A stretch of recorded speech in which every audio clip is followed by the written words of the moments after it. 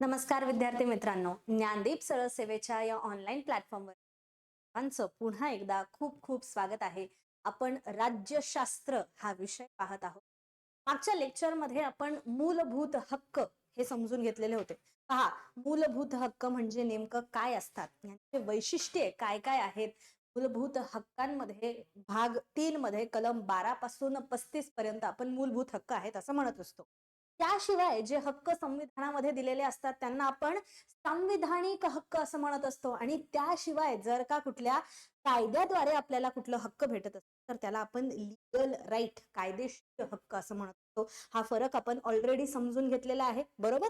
त्यानंतर मग आपण कलम 12 बद्दलची माहिती घेतलेली. काय सांगतो कलम 12? कलम 12 अंतर्गत राज्याची व्याख्या काय होते समजून घेत. मग पाहिलं कलम 13. कलम 13 अंतर्गत एखादा कायदा जर का इनव्हॅलिड ठरवायचं असेल, मूलभूत हक्कांना किंवा कुठल्याही मूलभूत हक्कांचा भंग करत असेल, त्याला आपण इनव्हॅलिड ठरवतो. मग यातनच ज्युडिशियल रिव्ह्यू ही आहे. यातनच आपल्याला बेसिक स्ट्रक्चर, मूलभूत चौकटीची माहिती भेटली होती. मग मूलभूत चौकटीची माहिती आपल्याला कुठल्या पॉइंट पासून सुरू झालेली आहे? 1950 पासून ते 1973 पर्यंत मूलभूत चौकट हा कॉन्सेप्ट कसा डेव्हलप झालेला आहे, काय कारण होत आहे, राईट. त्यानंतर मग आपण जे मूलभूत हक्क आहेत 1950 मध्ये 7 होते. समानतेचा हक्क 14 ते 18, स्वातंत्र्य अधिकार 19 ते 22, शोषणाविरुद्धचा 23-24, धर्म स्वातंत्र्य 25 ते 28, त्यानंतर 29-30 सांस्कृतिक आणि शैक्षणिक अधिकार, 31 मालमत्तेचा अधिकार आणि 32 कॉन्स्टिट्यूशनल रेमेडीज. त्यापैकी कलम 31 राईट टू प्रॉपर्टी काय केलं होतं? 44व्या घटना दुरुस्ती 1978 ने काढून टाकलं. मग कालच्या मागच्या लेक्चर मध्ये आपण समानतेचा अधिकार कलम 14 ते कलम 18 पर्यंत डिटेल मध्ये पाहिलेला आहे. आता आपल्याला या पुढचे हक्क पाहायचे आहेत. आपण आज सुरू करणार कलम 29 पासून, फ्रीडम, राईट टू फ्रीडम या पॉइंट पासून, राईट. चला तर मग आपण सर्वात आधी आज काय घेणार आहोत?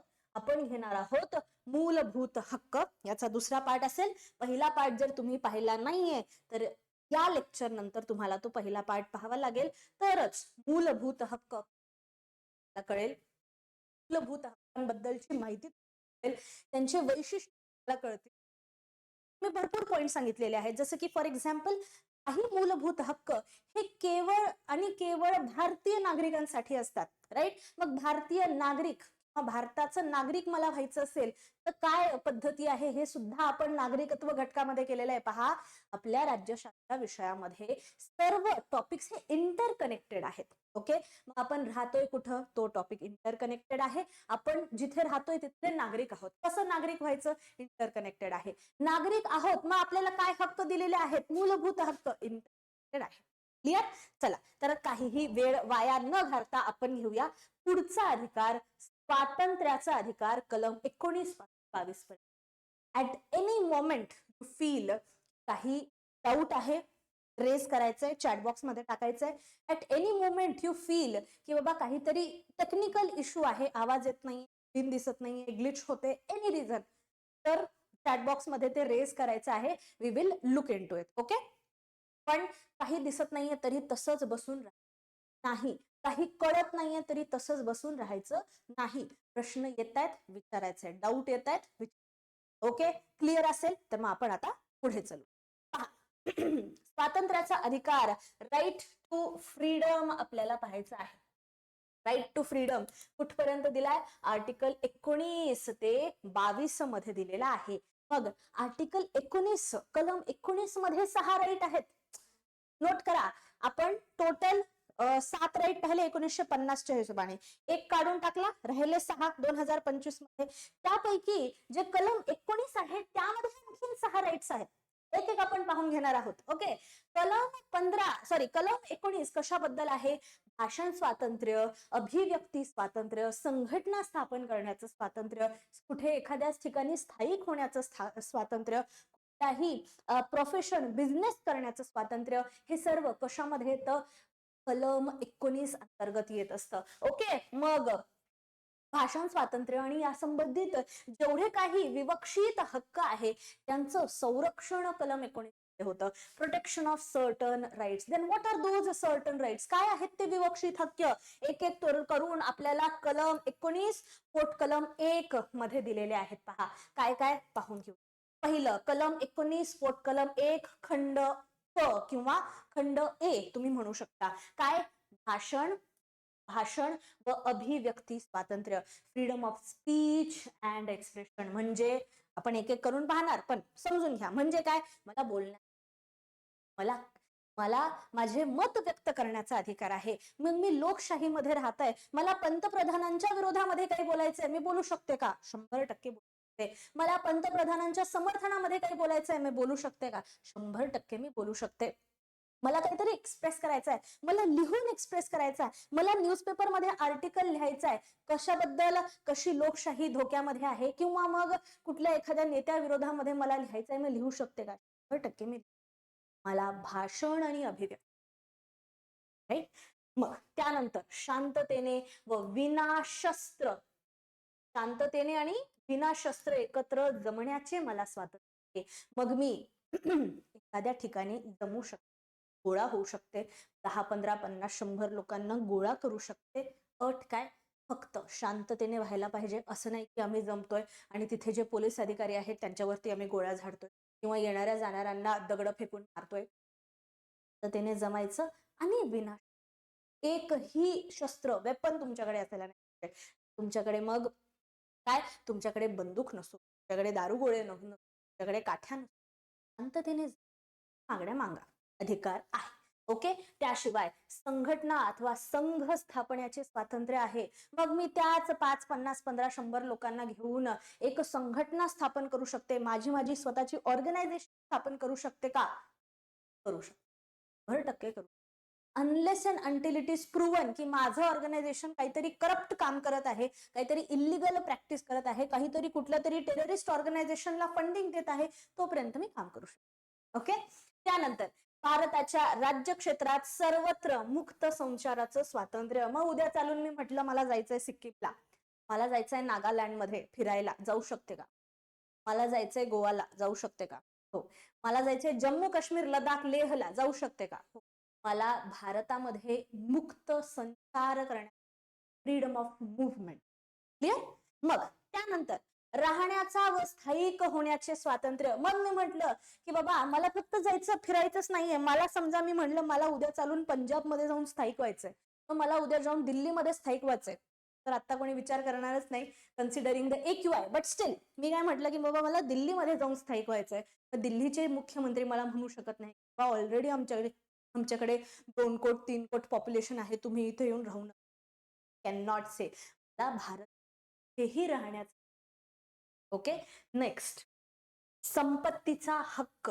हा हक्क कलम 19 पोट कलम 1 खंड F मध्ये होता, परंतु 44व्या घटना दुरुस्तीने रद्द करण्यात आहे. आता इथे नोट करा, संपत्तीचा हक्क 2 ठिकाणी दिलेला होता, कलम 21 पोट कलम 1 F मध्ये आणि कलम 21. या दोन्ही ठिकाणांवरनं हा संपत्तीचा हक्क आता रद्द करण्यात आहे.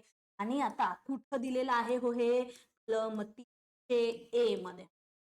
ते आपण पाहूया पुढे. संपत्तीच्या हक्काची पूर्ण माहिती आपल्याला उद्याच्या लेक्चरमध्ये घ्यायची आहे. येतोय पॉइंट लक्षात? आता आणखीन एक यामध्ये आहे खंड G. खंड G काय म्हणतो? कोणताही पेशा आचरण्याचा, कोणताही व्यवसाय व्यापार चालवण्याचा मला स्वातंत्र्य आहे. उद्या चालून मी जलेबीची टाकू शकते का? टाकू शकते. मला कोण म्हणू शकत नाही तुम्हाला जलेबी, मला टाकायचंय मी टाकणार. उद्या चालून मी एखादं न्यूजपेपर सुरू करू शकते का? करू शकते. उद्या चालून मी चार्टर्ड अकाउंटंट होऊ शकते का? आणि चार्टर्ड अकाउंटंट होऊन काम करू शकते का? करू शकते. मला कुठलाही पेशा, व्यापार, बिझनेस काहीही करण्याचा अधिकार आहे. ओके. क्लिअर. चला. अनलेस अँड अंटिल त्यामध्ये जे काही अट आहेत, अपवाद आहेत ते मी सांगितलं. अनलेस अँड अंटिल काय? की मी बाबा ह्युमन ट्रॅफिकिंग करायला नाही पाहिजे, प्रॉस्टिट्यूशन मी करायला नाही पाहिजे, किंवा कोणाकडनं मी करून घ्यायला नाही पाहिजे, किंवा मी बालकांचं ट्रेड करायला नाही पाहिजे, चिल्ड्रन्सचं ट्रेड नाही करायला पाहिजे. अनलेस अँड अंटिल माझं बिझनेस किंवा ट्रेड, बिझनेस किंवा प्रोफेशन हे एथिकल असेल, कोणालाही हानी न पोहोचवणारा असेल, तोपर्यंत काम करू शकतो. क्लिअर? मग आता पहा, या हक्कांवर आता तुम्ही म्हणाल बाबा एवढे सगळं हक्क आहेत, ही चांगली गोष्ट आहे, पण लक्षात घ्या या हक्कांवर बंदी आहे. काही काही प्रमाणामध्ये बंदी टाकण्यात आलेली आहे. बंदी म्हणण्यापेक्षा करेक्ट वर्ड राहील मर्यादा टाकलेली आहे. मग यांनाच काय म्हटलं जातं? Reasonable restriction. मग प्रत्येक जे प्रकार आहे कलम 19चं त्यामध्ये बंधने किंवा मर्यादा टाकण्यात आलेल्या आहेत, रिझनेबल रेस्ट्रिक्शन्स टाकण्यात आलेले आहेत. ते एक एक करून आपण पाहणार. राईट? हे 6 स्वातंत्र्य केवळ राज्य संस्थेच्या कृती उपलब्ध आहे, केवळ नागरिकांना उपलब्ध आहेत. ओके, भारतीय नागरिकांना कलम 19 उपलब्ध आहे हे तर तुम्हाला माहितीच आहे. कलम 19 शिवाय 4 कुठले कलम आहेत हो जे भारतीय नागरिकांना उपलब्ध आहेत? जे लाईव्ह पाहत आहेत त्यांनी कमेंट मध्ये सांगायचं आहे 4 कुठले कलम जे फक्त भारतीय नागरिकांना आहे कलम 19 सोडून. आणि जे या नंतर पाहणार आहेत, रेकॉर्डेड मध्ये पाहणार आहेत, त्यांनी आठवायचे कुठले आहेत, ऍक्टिव्हली रिकॉल करायचे, कारण आपण पाहिलेलं आहे. जर आठवत नसेल तर तुम्हाला रिव्हिजन करायचं आहे. ओके, चलो मला हे 4 एकतर चॅट बॉक्स मध्ये सांगा, जे लाईव्ह पाहतायत, जे रेकॉर्डेड पाहतायत त्यांनी विचार करायचा आहे. चलो मग हे कलम 19 अंतर्गत जे 6 स्वातंत्र्य आहेत हे केवळ राज्य संस्थेच्या कृतीविरुद्ध आणि केवळ नागरिकांना उपलब्ध आहेत आणि केवळ कंपनीच्या भागधारकांना उपलब्ध आहेत. कंपन्या, महामंडळ यासारख्या कायदेशीर व्यक्तींना नाही. पहा, कंपनीच्या भागधारकांना म्हणजे कंपनीच्या शेअर होल्डर्सला हे हक्क उपलब्ध आहेत, परंतु कंपनीला, कुठल्या एखाद्या कॉर्पोरेशनला, महामंडळाला हे कलम उपलब्ध नाही. परफेक्ट? क्लिअर? चला आता आपलं काम काय असायला पाहिजे? एक एक कलम नीट अभ्यासायचं, हे आपलं काम असायला. कलम 1, कलम 19, पोट कलम 1, खंड ए आपण सर्वात आधी पाहून घ्या. मग ई आणि जी, एफ नसणार कारण की तो 44 ने काढून टाकणार. बघ चल, ए काय सांगतं की सर्व नागरिकांना you can express your views as and when you want or you wish. Okay, शब्दाने कसं करायचंय? शब्दाने करायचंय, लिखाणातून करायचंय, लिहून करायचंय, नॉवल छापायचे, आर्टिकल लिहायचंय, छापून करायचंय, चित्रांद्वारे कॅरिकेचर करून करायचंय, करा, किंवा इतर कुठल्याही मार्गाने तुम्हाला मत व्यक्त करायचं आहे. 100% प्रत्येक भारतीय नागरिकाला हा मत दिलेला आहे. पहा, त्याशिवाय सर्वोच्च न्यायालयाच्या मते यात स्वतःची तसेच इतरांची मते प्रदर्शित करण्याचं स्वातंत्र्य आहे.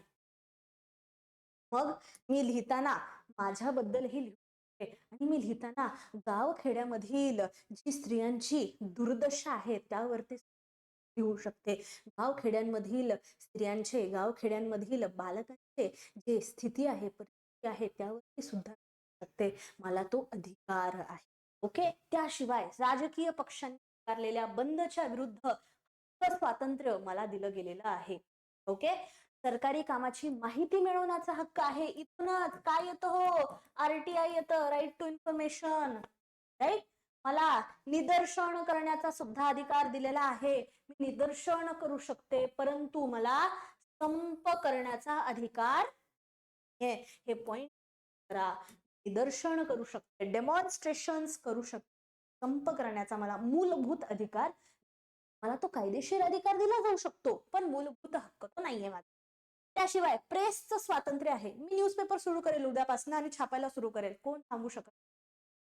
टेलिफोन टॅपिंग विरुद्ध हक्क आहे. टेलिफोन टॅपिंग म्हणजे काय असतं पहा, की तुमचे फोन जे आहेत त्यावरती कुठला कॉल येतोय, कोणाचे मेसेज येत आहेत, व्हॉट्सअप वरती काय मेसेज, फेसबुक वरती काय, हे सर्व एक थर्ड पर्सन नोट करू शकतो. त्याला टेलिफोन टॅपिंग असं म्हटलं जातं. मग मला टेलिफोन टॅपिंगच्या विरोधामध्ये हक्क आहे. कोणीच माझ्या फोनमध्ये घुसायचं नाही, बाहेर काढायची नाही. ओके, त्याशिवाय मला शांततेचं. मग या पूर्ण कलमांमध्ये फक्त हे नाही की बोला बोला बोला, गप्प बसायचं. जर तुम्हाला शांत राहायचंय, काहीच बोलायचं नाही, can stay, that is your right, right to be silent. Okay, मग त्यानंतर मग आता मी तुम्हाला काय म्हटलेलं बाबा, कलम 19 मध्ये जेवढे काही हक्क दिले रिझनेबल रिस्ट्रिक्शन, काही मर्यादा टाकण्यात आली. का या मर्यादा टाकण्यात आल्या? एक्झाम्पल पकडा. जर का तुमच्या बोलण्याने तुम्ही असं काहीतरी तडाकेबाज एकदम भाषण केलं की त्यामुळे इंडिया आणि रशियाचे काय निघून गेले, संबंध एकदम तुटूनच गेले, किंवा असलं तडाकेबाज भाषण केलं तुम्ही, किंवा असलं काहीतरी छापलं, किंवा असली काहीतरी माहिती लिहिली की ज्यामुळे भारताची काही इन्फॉर्मेशन, सेन्सिटिव्ह इन्फॉर्मेशन पाकिस्तानपर्यंत पोहोचली. समजा उद्या चालून तुम्ही लिहिलं की हे मिसाईल आमचं इथे इथे आहे, हा मिसाईल आमचा इथे इथे स्टोअर केलेला आहे. पाकिस्तानला, चायनाला तर चान्सच पाहिजे. मिसाईल पाठवतील, जिथे त्या मिसाईल आहेत तिथे टाकून देतील, सर्व मिसाईल उद्ध्वस्त करून टाकतील. मग अशी कुठलीच माहिती मी लिहू शकत नाही जे माझ्या देशाच्या संरक्षणाचा, माझ्या देशाच्या सार्वभौमतेचा, देशाचे आणि इतर कुठल्या जे काही मित्र देश आहेत त्यांच्या संबंधाच्या आहारी येईल किंवा उद्ध्वस्त करेल.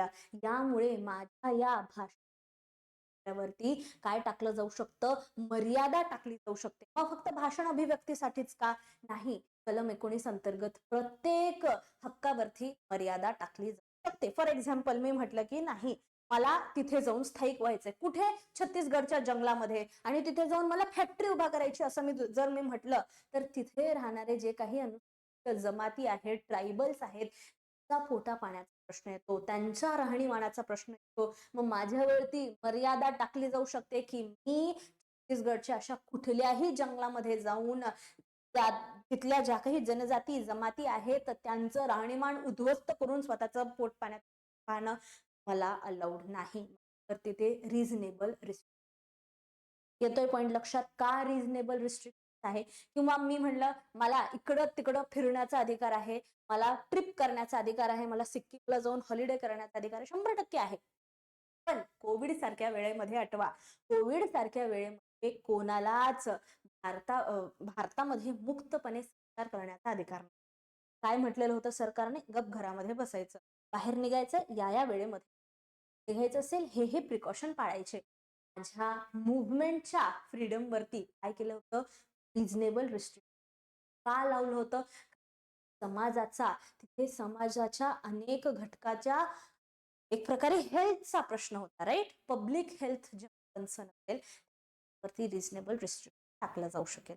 क्लिअर आहे पॉइंट? का माझ्या हक्कांवरती मर्यादा टाकली गेली, हा पॉइंट क्लिअर आहे.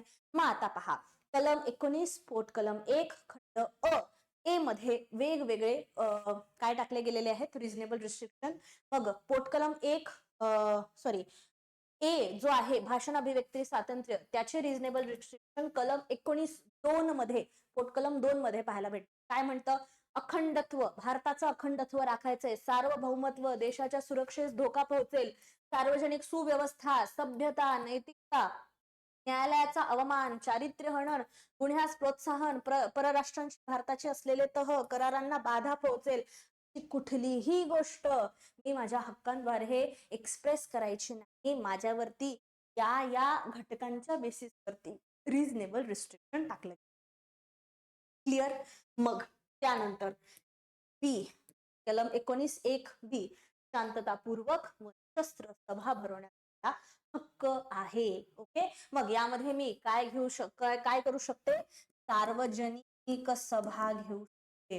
सार्वजनिक सभा घेणं, निदर्शन करणं आणि मोर्चा काढणं हे माझं आहे, परंतु संप करण्याचा हक्क मला नाही. यावरती मर्यादा काय आहे? भारताचे सार्वभौमत्व, एकात्मता, सार्वजनिक सुव्यवस्था हे माझ्यावरती काय टाकलं गेलेलं आहे? रिस्ट्रिक्शन.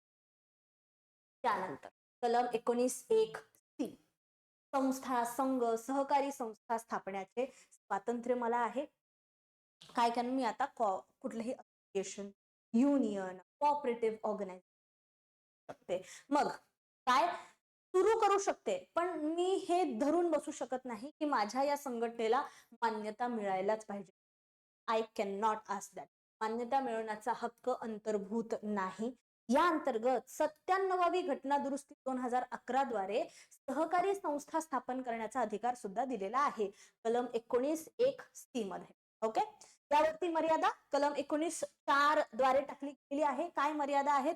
देशाचे सार्वभौमत्व, अखंडत्व, सार्वजनिक सुव्यवस्था, नैतिकता, बेकायदेशीर अथवा अवैधरित्या कार्य, संघटनेवर राज्य बंदी घालू शकते. राईट. मग मी संस्था सुरू केली पण तिथे अवैध काम चालू आहे, इलिगल प्रॅक्टिस चालू आहे, मनी लॉन्ड्रिंग चालू आहे, काळा पैसा मार्केटमध्ये आणलं चालू किंवा माझ्या संस्थेमध्ये काय केलं जात आहे, नकली नोटा छापल्या जात आहेत. त्यावेळी काय आहे, बंद पडू शकतो. राज्य त्यावरती बंदी घालू. नेक्स्ट पॉइंट, कलम 19(1) भारतभर मुक्त संचाराचे स्वातंत्र्य. मग मी कुठेही संचार करू शकतो. पण ह्या पहा, संचार करणं दोन प्रकार. एक तर मी भारताबाहेर फिरते, राईट. दुसरं मी भारताच्या बाहेर फिरते. मी एक ट्रिप कुठे केली, सिक्कीमला केली, दुसरी कुठे केली, सिंगापूरला केली. आता दोन्ही कलम 19 मध्ये इन्क्लूड होऊ शकतात का, नाही. मग जर का मला फक्त भारतभर फिरायचं असेल, कलम 19(1) मध्ये येणार, भारताबाहेर फिरायचं तर ते संचार मुक्तपणे संचार करण्याचा अधिकार कलम 21 मध्ये आहे. कलम 21 आपण पाहणार, डोंट वरी अबाउट इट. पण समजतोय का पॉइंट, काय कलम 21 अन्वये केवळ अंतर्गत संचाराचं स्वातंत्र्य मला दिलेलं आहे, पण कलम 21 अन्वये देशाबाहेर संचाराचा हक्क यामध्ये अंतर्भूत असणार आहे. पॉइंट येतोय लक्षात. मग आता पहा, यावरती एक मर्यादा टाकली गेली आहे, काय, सार्वजनिक. मग अनुसूचित जमातींचे संरक्षण, छत्तीसगडचं लगेच एक्झाम्पल आठवायचं आहे इथे. सार्वजनिक आरोग्य, नीतिमत्ता, देह विक्रिया करणाऱ्या महिलांच्या संचारावर व एड्स ग्रस्त व्यक्तींच्या वर सार्वजनिक आरोग्य व नैतिकतेच्या आधारावर बंद येतात. मग सरकार कुठल्या अशा महिलांना सांगू शकतं जे काय करत आहेत, देह विक्रिया करत आहेत, किंवा तुम्ही या पॉइंटच्या बाहेर जायचं, किंवा अशा पेशंट्सला सांगू शकतं ज्यांना एड्स आहे की बाबा तुम्ही मुक्तपणे करू नका, कारण की त्यांच्यामुळे हा एड्स जो रोग आहे बाहेर पसरू शकतो. राईट. त्या अशा वेळी सरकार किंवा एकंदरीत राज्य काय करू शकतो, त्यांच्यावरती बंधने घालू शकतो. कलम 19(5). क्लिअर. नेक्स्ट, कलम 19 पोट कलम ई काय सांगतो पहा. कलम 19 पोट कलम 1(ई) वास्तव्याचं स्वातंत्र्य मला दिलेलं आहे. मग नागरिकाला देशाच्या राज्यक्षेत्रात कुठंही तात्पुरतं राहण्याचं स्वातंत्र्य दिलेलं आहे, किंवा मग स्थानिक होण्याचं स्वातंत्र्य दिलेलं आहे. त्याला मर्यादा सेम कलम 19 पोट कलम 5 मध्ये सार्वजनिक हित आणि जमातींच्या संरक्षणाचं आहे. आणि लास्ट आहे कलम 19 पोट कलम जी, व्यवसायाचं स्वातंत्र्य. त्यामध्ये नागरिकांना कोणतीही नोकरी, धंदा, व्यवसाय करण्याचा अधिकार आहे. मर्यादा काय, हित, संरक्षण, तांत्रिक अर्हता आणि सरकारी मक्तेदारी, हे यावरती मर्यादा टाकली आहे. क्लिअर झालं. हे झालं कलम 19. कलम. मग पहा, कलम 20 काय म्हणतो. कलम 20 अपराधांच्या दोषी सिद्धी बाबत संरक्षण, protection in respect of conviction for offence. मग मी एखाद्या गुन्ह्यामध्ये दोषी ठरलेली आहे, अशा वेळी मला काय काय प्रोटेक्शन भेटू शकेल, मला कुठले कुठले संरक्षण भेटेल, त्याबद्दल आहे. मग सर्व व्यक्तींना असंगत व अत्याधिक शिक्षेपासून, म्हणजे काय, आर्बिट्ररी आणि एक्सेसिव्ह कुठल्याही अशा कायद्यापासून मला संरक्षण प्रदान केलेलं आहे. 3 प्रकारचं संरक्षण. पहिलं, no ex post facto law. पहिलं, no ex post facto law. की समजा मी एखादा गुन्हा केलेला आहे आज काय तारीख आहे, 3 डिसेंबर. ठीक आहे, आजची तारीख आहे. समजा मी गुन्हा कधी केलाय, आज केलाय, आणि आजच्या आज जी तारीख आहे त्या दिवशी जो गुन्हा केलाय त्याच्या शिक्षा दिलेली आहे ती आहे समजा 4 वर्ष. ठीक आहे, येतोय पण लक्षात. एक समजा XYZ कायदा आहे, या कायद्याअंतर्गत मी जो काही गुन्हा आज 3 डिसेंबरला केला त्याची 4 वर्ष. Okay, clear. येतोय पण लक्षात. मग पण समजा माझी कोणीतरी खुन्नस काढायची, समजा मी एक मोठं पॉलिटिकल, फक्त समजायचं आहे, ओके, मी मोठं पॉलिटिकल लीडर आहे आणि तेव्हाचे जे काही रुलिंग पार्टी आहे त्यांना माझी खुन्नस काढायची.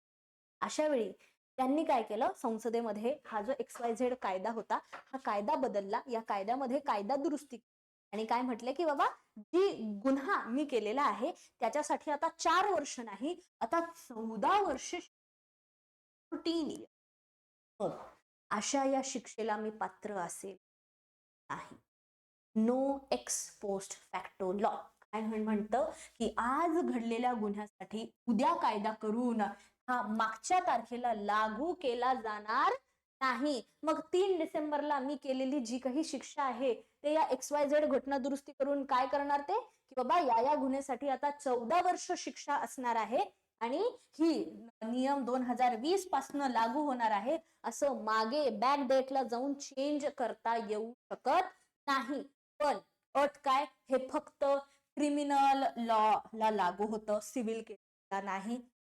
सिव्हिल आणि टॅक्सेशन लॉला हे लागू नाही. मग मी क्रिमिनल काहीतरी केलं, मी मर्डर करून टाकलं समजा, मग हे लागू होणार नाही. पण काहीतरी जमिनीचा प्रश्न, टॅक्स संबंधीचा प्रश्न आहे, टॅक्स चोरीचा प्रश्न आहे, त्यावेळी हा असा कायदा लागू होईल.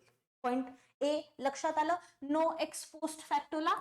नेक्स्ट त्यानंतर आहे नो डबल काय म्हणतं एकाच गुन्ह्यासाठी दोनदा शिक्षा नाही. मग मी एक गुन्हा केला 3 डिसेंबरला, त्याच्यासाठी मला 4 वर्ष शिक्षा सुद्धा झाली. 4 वर्षानंतर 3 डिसेंबरला 2029ला मला पुन्हा बोलवलं सरकारनं आणि काय म्हटलं की बाबा तुझी काही शिक्षा केली ना तुला परत त्याच्या तू जे काही गुन्हा केलाय त्याच्यासाठी तुला परत शिक्षा होईल. जमेल का हो असं नाही. मी केलेल्या एखाद्या दोनदा शिक्षा नाही. मग इथं अपवाद काय कलम 20 पोट कलम 2 न्यायालयासमोर चालू असलेल्या कार्यवाही बाबतच प्राप्त होता हा गोष्ट. मात्र हे अधिकार संरक्षण विभागीय प्रशासकीय प्राधिकाऱ्यासमोर चालू असलेल्या कार्यवाहीच्या बाबतीत प्राप्त होणार नाही. म्हणजे काय मला जेलमध्ये जायचं होतं अशा वेळी ही जे कलम आहे हे लागू होणार नाही. परंतु जर का काही ऍडमिनिस्ट्रेटिव्ह एक प्रकारे कमिटी बसलेली आहे ती मला परत परत एकच गोष्ट परत परत मला माहिती त्यावेळी हे लागू होणार नाही. प्रशासकीय कार्यासाठी लागू होणार नाही. पण न्यायालयासमोर चालू असलेला कुठलाही खटला त्यावरती हे लागू होईल. बघ तिसरा आहे नो सेल्फ इन म्हणजे काय मी स्वतः विरोधामध्ये कुठल्याच प्रकारचं एव्हिडन्स देऊ शकतो व न देण्याचा मला अधिकार आहे. म्हणूनच मी जी काही गवाही म्हणजे मी जी काही एव्हिडन्स पोलीस मध्ये स्वतःच्या तोंडाने सांगते ते कोर्टामध्ये मान्य नाही. इथे पहा एखाद्या व्यक्तीने स्वतः विरुद्ध दिलेली साक्ष न्याय दंडाधिकाऱ्यांसमोर नाकारले तर त्या जबानीला साक्ष म्हणून धरले जाणार. स्वतः विरोधामध्ये जाण्याचा काही अधिकार नाहीये, जाऊ शकत नाही. पण इथे अपवाद काय जर का काहीतरी गुन्हा केला मी म्हणलं गप्प बसणार, एक सुद्धा माहिती सांगणार नाही की हे कुठे ते कुठे काहीच सांगणार नाही. परंतु गुन्ह्याशी संबंधित वस्तू सादर करणं गरजेचं आहे. प्रॉपर्टी डिस्प्यूट आहे, मला प्रॉपर्टीचे पेपर सादर करावेच लागतात. फौजदारी कायद्याअंतर्गत आहे आणि नाही म्हणजे क्रिमिनल केसेसमध्ये हा नो सेल्फ इन्क्रिमिनेशन लॉ लागू होतो. परंतु दिवाणी म्हणजे सिव्हिल केसेस होत नाही. स्वतः व्यक्ती सादर होण्याची सक्ती सुद्धा दिलेली आहे. झालं कलम 20. नेक्स्ट आहे कलम 21.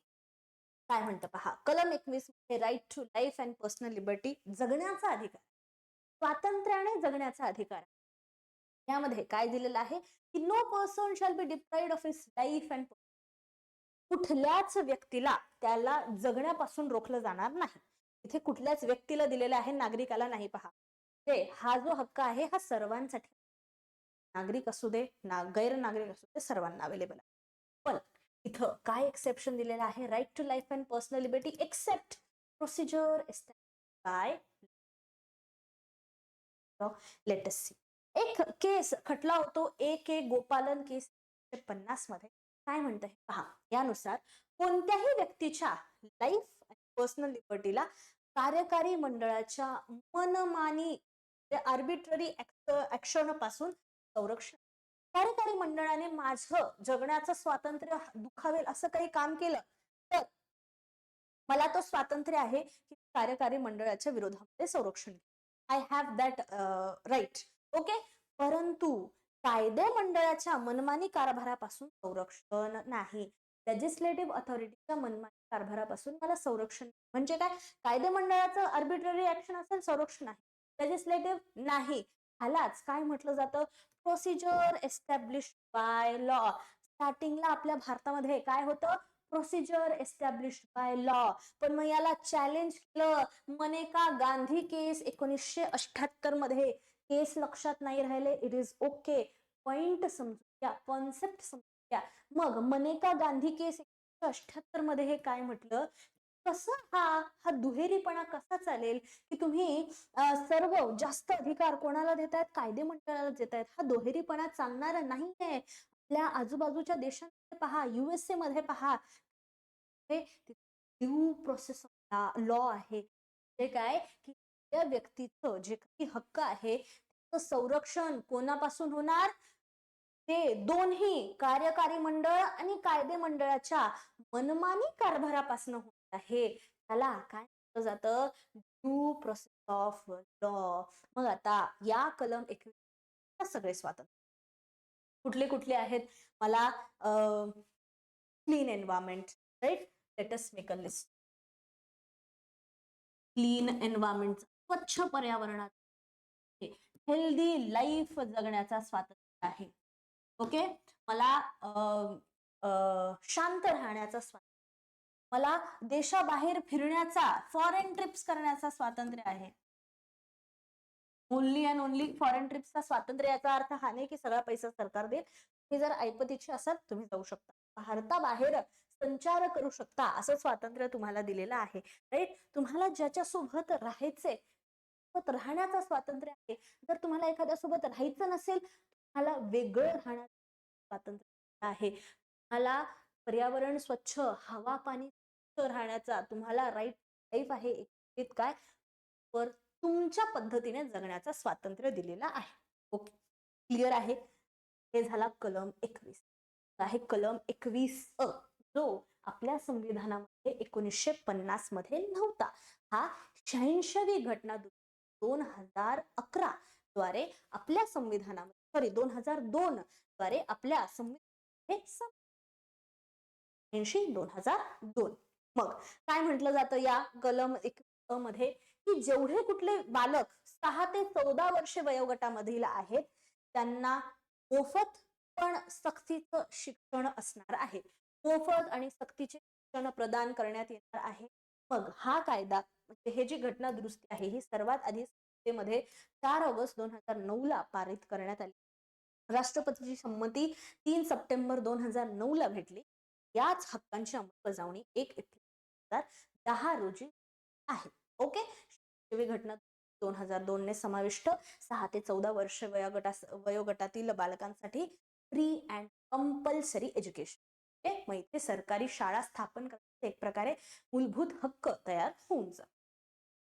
नेक्स्ट आहे कलम 22. काय म्हणतो? मनमानी अटकेच्या विरोधात संरक्षण इथे दिले, प्रोटेक्शन अगेन्स्ट अरेस्ट अँड.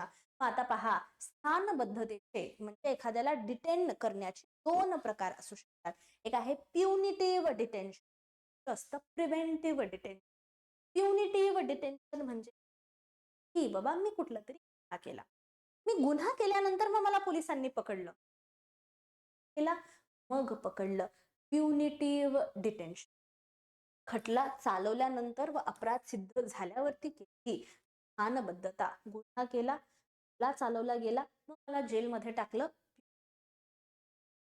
म्हणजे मी गुन्हा केलाय मग मला जेल झाली. ओके, लक्षात घ्या, आधी गुन्हा होणार आहे मग जेल होणार आहे. ठीक आहे. पण आणखीन एक प्रकार असतो, ते असतं प्रिव्हेंटिव्ह डिटेन्शन. म्हणजे काय? गुन्हा केलेला नाहीये पण शक्यता आहे की मी येणाऱ्या फ्युचर मध्ये गुन्हा करू शकते, म्हणून मला आधीच जेलमध्ये टाकण्यात येतं. मग मी गुन्हा केलाय का? हो, आणखीन मी गुन्हा केलाच नाही पण शक्यता आहे मी फ्युचर मध्ये करू शकते, म्हणून मला आधीच डिटेन करून टाकण्यात येतं, मला जेलमध्ये टाकण्यात येतं. त्याला प्रिव्हेंटिव्ह डिटेन्शन. एक एक करून पाहूया आपण. आधी प्युनिटिव्ह डिटेन्शन पाहूया, मग प्रिव्हेंटिव्ह. मग यामध्ये जर एखाद्या व्यक्तीला अटक केलं गेलं, खटला चालवला गेला, शिक्षा झाली, अटक करण्यात आला, काही असेल, अशा वेळी का अटक केलीये ही कारण कळवा, की बाबा तू हा गुन्हा केलाय म्हणून तुला अटक केली. अरेस्ट वॉरंट पिक्चर मध्ये पाहिलं असेल, अरेस्ट वॉरंट असल्याशिवाय अटक करता येते यावेळी. ओके, वकिलाकडून संरक्षण येते. मग मला जरी अरेस्ट केलं गेलं, पिक्चरांमध्ये पाहिलं असेल की आय नीड माय लॉयर असं म्हणतात का, हा माझ्या लॉयरद्वारे वकिलाद्वारे रिप्रेझेंट होण्यात आहे. ओके, 24 तासाच्या आत दंडाधिकाऱ्यांसमोर हजर करावं. मला तुम्ही आत्ता 12 वाजता दुपारी अटक केली आहे, उद्या 12 वाजेपर्यंत मला दंडाधिकाऱ्यांसमोर हजर करा. हे माझं हक्क आहे. मला उगचच माझ्या तुमच्या पोलीस चौकीमध्ये डांबून ठेवू शकत नाही. राईट? यात ट्रॅव्हलिंग टाइम एक्सक्लूड केलेला. ट्रॅव्हलिंग टाइम एक्सक्लूड केलंय. फॉर एक्झाम्पल, मला लेटस से लक्षद्वीप मध्ये कुठेतरी एखाद्या द्वीपमध्ये अटक करण्यात आली आणि माझा खटला केरळच्या तिरुवनंतपुरमच्या हायकोर्टमध्ये चालवला. लक्षद्वीप ते तिरुवनंतपुरम यायला मला लेटस से 4 तास लागणार आहेत. मग 24 तासामध्ये 4 तास तर असेच गेले, पोलिसांकडे राहिलेच 20 तास. चालेल का? ये तो नाइंसाफी पुलिस को साइड से भी है ना.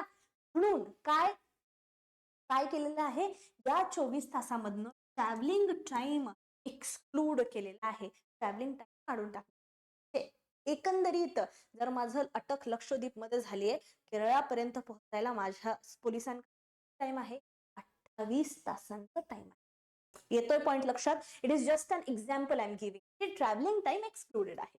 आणि जर 24 तासानंतर दंडाधिकारी काय म्हटले, बाबा तुमच्याकडे काही पुरावा नाही, एव्हिडन्स नाही, तरी तुम्ही याला डांबून ठेवलेलं आहे, हे जमणार नाही, याला मुक्त करा, तर मला 24 तासानंतर मुक्त करावंच लागणार आहे.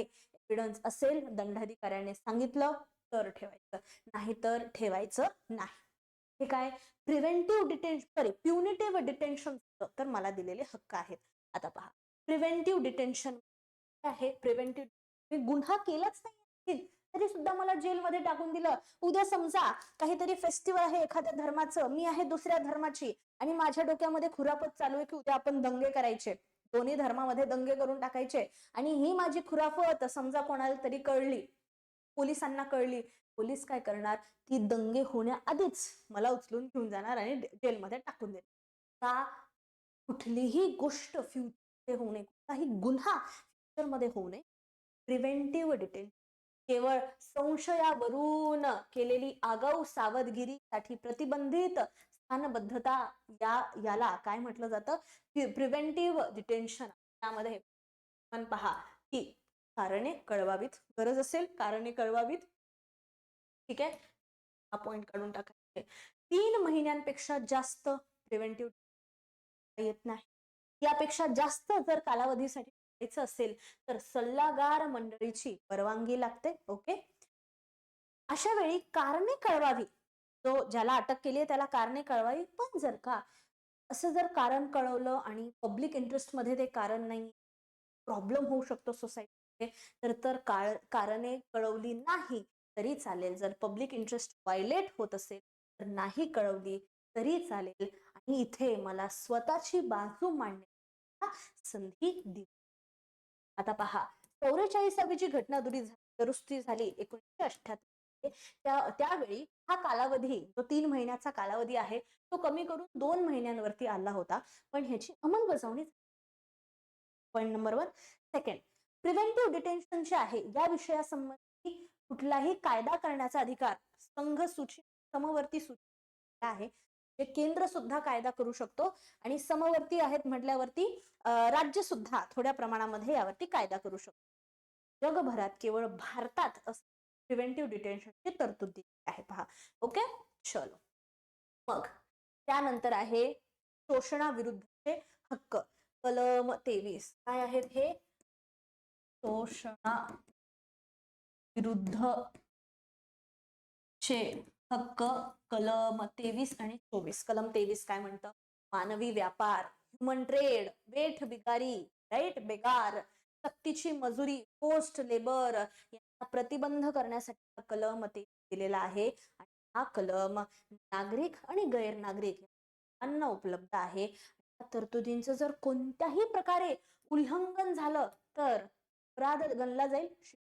ओके, इथे फक्त अपवाद काय की राज्य संस्था तुमच्यावर प्रयोजनार्थ अनिवार्य सेवा लादू शकते. म्हणजे काय की उद्या चालून जर का मोठं युद्ध भारताचं आणि चायनाचं होत आहे आणि बॉर्डरवरती सैन्य कमी पडत आहे, अशा वेळी आपल्याला राज्य फोर्स करू शकतं. सर्व जेवढे काही अडल्ट आहेत, मग स्त्री असू दे पुरुष असू दे, 25 ते 20 ते 30 या वयोमर्यादावरी मधील सर्व स्त्री आणि पुरुष आता बॉर्डरवर जायचं असं ते निर्णय काढू शकतात. आणि अशा वेळी आपण नाही की आमच्याकडून फोर्स लेबर करून घेत नाही, निर्णय काढलाय आपण जायचं सैन्य म्हणून लढायचं. ओके, मग त्यानंतर आहे कलम धोक्याच्या ठिकाणी लहान मुलांवर ठेवण्यास प्रतिबंध. मग कुठल्याही लहान मुलाला कामावर ठेवायचं नाही, त्याच्याकडनं काम करून घ्यायचं, फॅक्टरीमध्ये ग्लास फॅक्टरीमध्ये धोक्याच्या ठिकाणी त्यांना पाठवायचं नाही. या संबंधी आपल्याकडे एक कायदा आहे, child labour prohibition regulation act 6. आणखीन एक आहे the commission for protection of national for child rights act 2005. याचद्वारे 2006 मध्ये नॅशनल कमिशन एक राष्ट्रीय आयोग स्थापन केलं होतं बालकांच्या हक्काच्या संबंधी त्यांचं संरक्षण करण्यासंबंधी 2007 मध्ये, ज्याला NCPCR असं म्हटलं जातं. 2006 मध्ये सर्वोच्च न्यायालय काय म्हटलं की बाबा 14 वर्षाखाली जेवढे काही मुलं आहेत त्यांना पुढील कामामध्ये प्रतिबंध केला जाईल. कुठली कामं? घरगुती काम, ढाबा, रेस्टॉरंट, हॉटेल, शॉप, कारखाने, रिसॉर्ट, चहाचं दुकान, हे लहान मुलांना 14 वर्षाच्या खाली मुलांना कामासाठी ठेवायचं नाही, असं सर्वोच्च न्यायालयाचा निर्णय आहे. मग नेक्स्ट आहे धर्माच्या स्वातंत्र्याचा अधिकार, right to freedom of religion. 25 ते 28 पर्यंत दिलं गेलेलं आहे. पहा, कलम 25 सगळ्यात आधी काय म्हणतं? विवेक बुद्धीचे स्वातंत्र्य आणि धर्माचे मुक्त प्रकटीकरण, आचरण, प्रचार करणे. म्हणजे काय? कुठलाही धर्म, हिंदू धर्म, मुस्लिम, शीख धर्म, जैन धर्म, बौद्ध धर्म, पारसी धर्म, कुठलाही धर्म असू दे, मला तो धर्म मुक्तपणे संचार करण्याचा, प्रचार करण्याचा अधिकार आहे. मग माझा जन्म कुठल्याही धर्मामध्ये झालेला असेना, मी दुसऱ्या कुठल्याही धर्माचा प्रचार करू शकते, आचरण करू शकते. विवेक बुद्धीने त्याचं आचरण करून लोकांमध्ये त्याचा प्रचार. I have the freedom of. Clear? मग धर्म मानायचं असेल, आचरण करायचंय, प्रचार करायचंय, स्वातंत्र्य आहे. परंतु हे स्वातंत्र्य सार्वजनिक सुव्यवस्था, आरोग्य, नैतिकता यांच्या अधीन असायला पाहिजे. असं नाही की मी प्रचार करण्याच्या नादामध्ये प्रत्येकाला आपलं एक एक बोट कापायला सांगत, संबंधित असायला. ओके, मग शीख धर्माचे प्रकटीकरण करताना कृपान बाळगणं आहे आणि हिंदू शब्दात बौद्ध, जैन, शीख हे 3 शब्द सुद्धा. मुस्लिम धर्म आहे, पारसी ख्रिश्चन धर्म आहे, तसेच हिंदू धर्म. हिंदू धर्मामध्येच बौद्ध, जैन आणि शीख सुद्धा येतात. ओके, कलम 25. मग आहे कलम 26, धार्मिक व्यवहार व्यवस्थापित करण्याचं मला स्वातंत्र्य आहे. Freedom to manage religious affairs. म्हणजे काय?